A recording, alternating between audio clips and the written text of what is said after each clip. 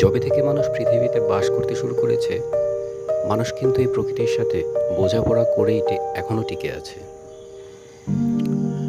প্রকৃতির যেই অপ্রতিরোধ্য শক্তি, মানুষ কি কখনো তা থামিয়ে দিতে পারে? মানুষ প্রকৃতির শক্তিকে কাজে লাগিয়ে অনেক কিছু উদ্ভাবন করেছে, যা মানুষের কল্যাণে কাজে লাগছে।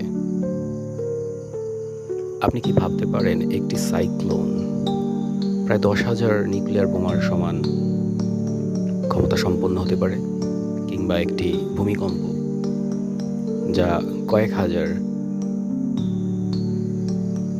পারমাণবিক বোমার সমান হতে পারে?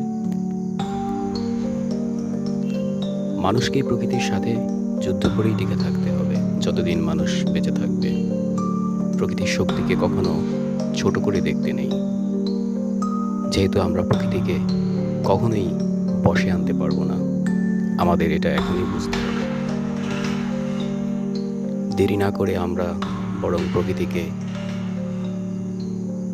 মানুষের কল্যাণে কিভাবে ব্যবহার করতে পারি এবং প্রকৃতিকে কিভাবে আমরা আরও ঠান্ডা রাখতে পারি, যাতে করে সে আমাদের উপর বিরূপ ও রুক্ষ আচরণ না করে, সেই দিকটা নিয়ে আমাদের কাজ করতে হবে।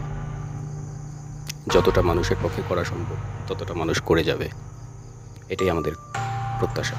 Thanks for watching.